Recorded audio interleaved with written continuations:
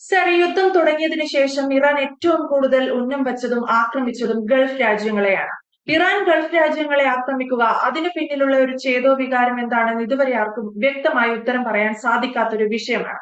Vinod sir എങ്ങനെയാണ് ഈ വിഷയത്തെ വിലയിരുത്തുന്നത്? നീതു, ഇംഗ്ലീഷിൽ പണ്ടത്തെ ഒരു സേയിങ് ഉണ്ട്. അതായത് everything is fair in war and love. അതായത് യുദ്ധത്തിലും പ്രേമത്തിലും എല്ലാം ഓക്കെയാണ് എന്നൊരു സങ്കല്പമുണ്ട്. പക്ഷെ ഇതൊരു ഭാരതത്തിന്റെ സങ്കല്പമല്ല എന്നുള്ളതാണ്.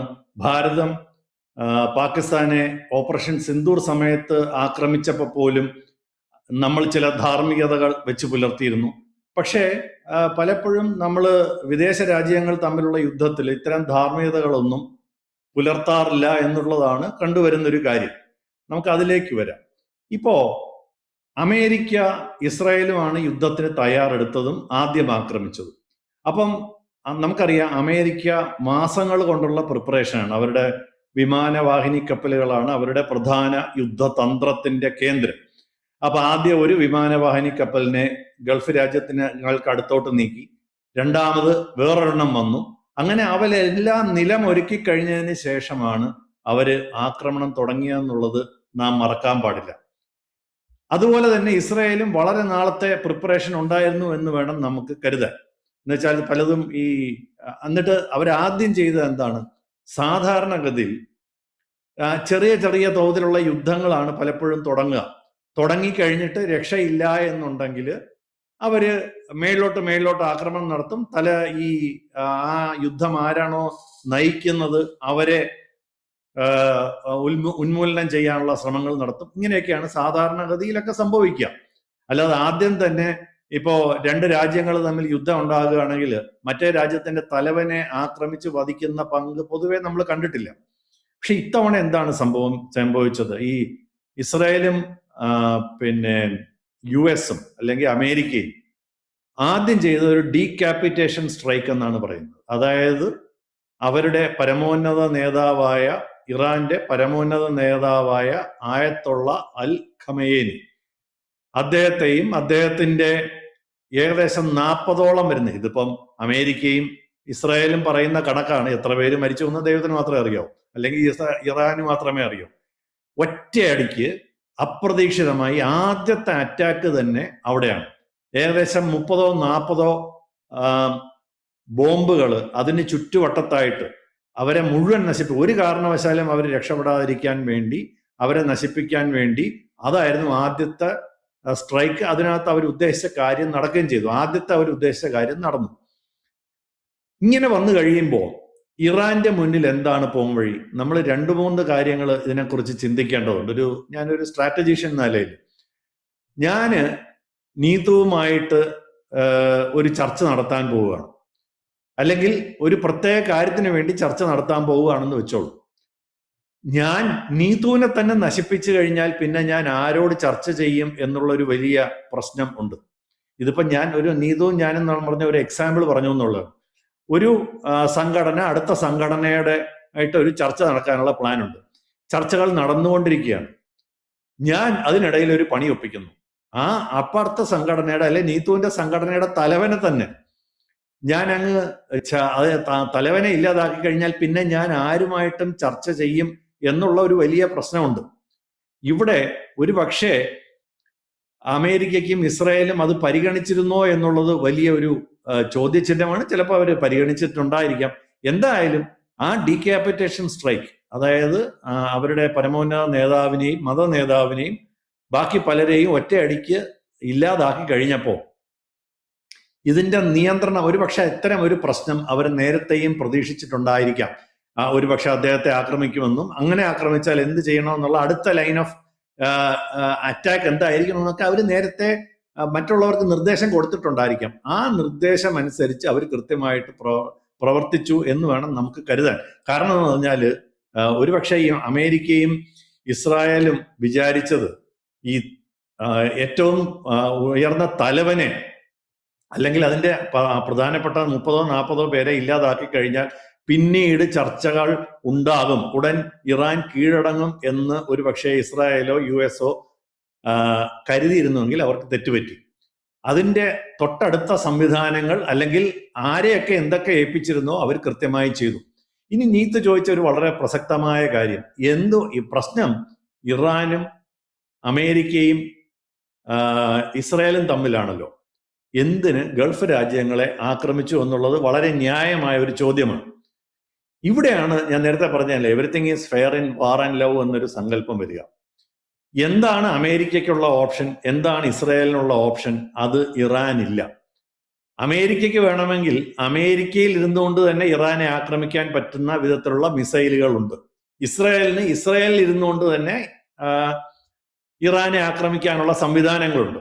എന്നാൽ ഇറാന്റെ പക്കൽ ഇസ്രായേലിനെ ആക്രമിക്കാനുള്ള ആയുധങ്ങളുണ്ട്, അമേരിക്കയെ ആക്രമിക്കാനുള്ള ആയുധങ്ങളില്ല എന്നുള്ളത് നാം മനസ്സിലാക്കണം. ആദ്യത്തെ പരിപാടി. അപ്പൊ പിന്നെ ഇത്രയും പടക്കപ്പലുകളും കപ്പലുകളും വിമാനങ്ങളും മിസൈലുകളും എല്ലാം കൂടെ കൊണ്ട് അമേരിക്ക ആക്രമിക്കുമ്പം എന്താണ് ഇറാന് പിടിച്ചു നിൽക്കാനുള്ള ഒരു പോംവഴി?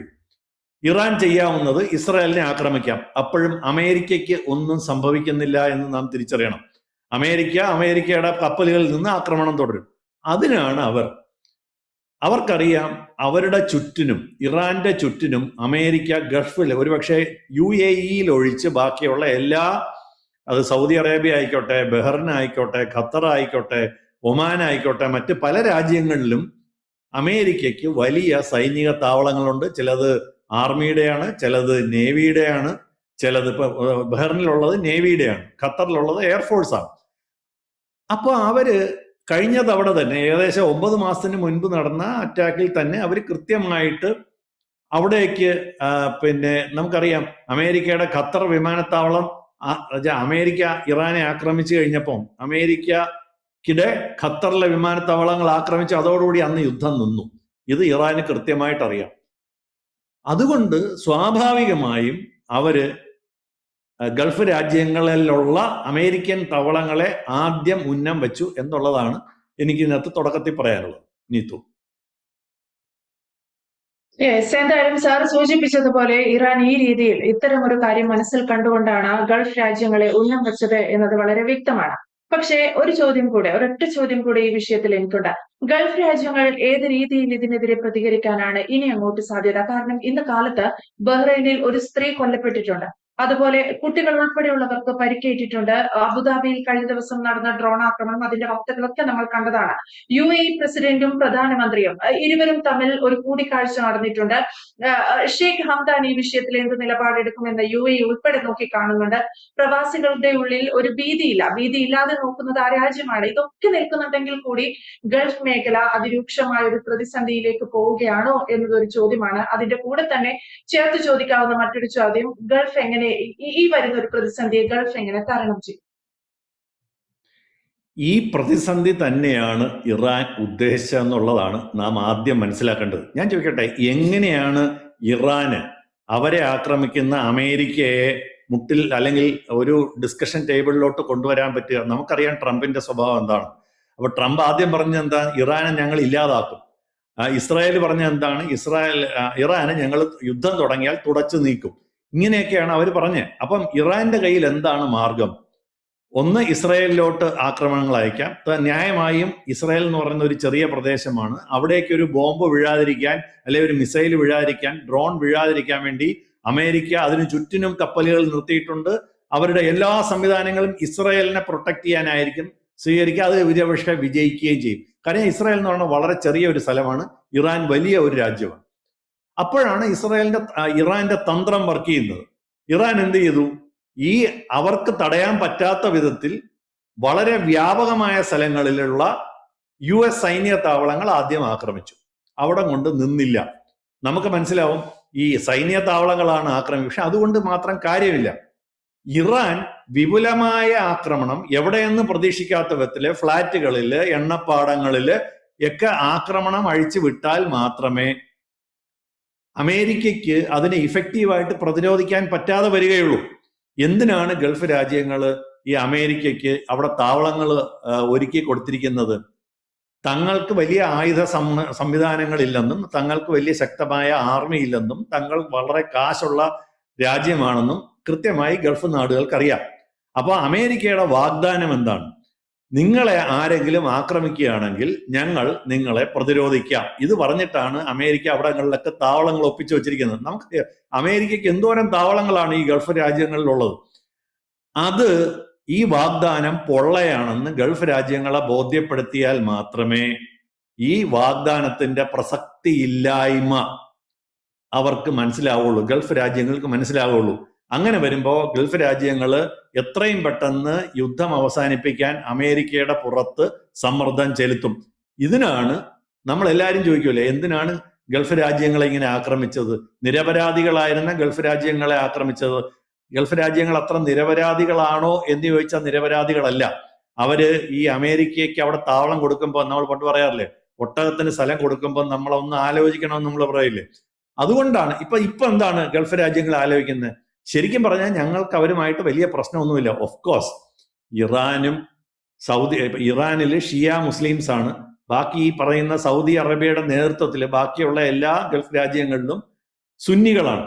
ഇവർ തമ്മിൽ വലിയ ശത്രുതയാണ്, ഷിയ സുന്നി ശത്രുതയാണ്. എന്തൊക്കെ പറഞ്ഞാലും ഇങ്ങനെയൊക്കെ ആണെങ്കിലും ഇവർ തമ്മിൽ ഒരു യുദ്ധം സാധാരണഗതിയിൽ നടക്കാൻ സാധ്യത ഉണ്ടായിരുന്നില്ല. പക്ഷേ ഇസ്രായേലിനെ സംബന്ധിച്ചോളം അങ്ങനല്ല. ഇസ്രായേലിന് ഇറാനെ നശിപ്പിക്കണം എന്നുള്ളതിന് വേറൊരു പ്രത്യേകത കാരണമുണ്ട്. കാരണം പറഞ്ഞാൽ ഇറാൻ പറയുന്നത് ഇസ്രായേൽ എന്ന് പറയുന്ന ഒരു സംഭവം ഇല്ലാതാവും. ഇസ്രായേലിനെ ഞങ്ങൾക്ക് അണുബോംബ് കിട്ടുകയാണെങ്കിൽ ഞങ്ങൾ അണുബോംബ് ഉണ്ടാക്കിയാൽ കാത്തിരിക്കുക എന്നുള്ള ഓരോ പ്രാവശ്യം അവരുടെ മരിച്ചുപോയ മത നേതാവ് പറഞ്ഞിരുന്നു. ആയത്തുള്ള അൽ ഖമേനി പറഞ്ഞിരുന്നു, ഞങ്ങൾ ഇസ്രായേലിനെ തുടച്ചു നീക്കും. അപ്പൊ ഇത് ഇസ്രായേലിനെ സംബന്ധിച്ചുള്ള ഒരു ചെറിയ രാജ്യമാണ്. ഒരു അണുബോംബ് കൊണ്ടിട്ടാൽ അല്ലെങ്കിൽ ഒരു ആറ്റം ബോംബ് കൊണ്ടിട്ടാൽ തീരാവുന്ന കാര്യമേ ഉള്ളൂ ആ രാജ്യത്തിന്റെ പ്രസക്തി.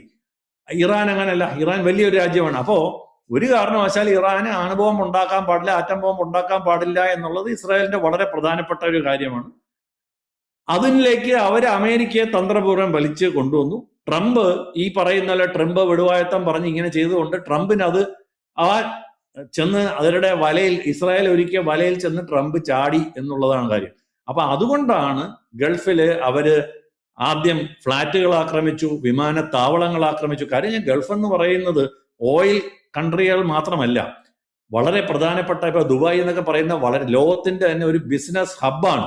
ആ ദുബായിൽ വിമാനത്താവളങ്ങളില്ല, അമേരിക്കയ്ക്ക് വിമാനത്താവളങ്ങളില്ല.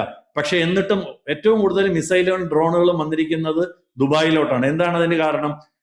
ദുബായ് വിമാനത്താവളം സേഫ് അല്ല. ദുബായിലെ വലിയ ഹോട്ടലുകൾ, ബുർജ് ഖലീഫ അല്ലെങ്കിൽ അവരുടെ ഏറ്റവും പ്രധാനപ്പെട്ട അപ്പാമഡോർ, ഈ സ്ഥലങ്ങളൊന്നും സേഫ് അല്ല എന്ന് ദുബായ്ക്ക് ബോധ്യപ്പെട്ടു.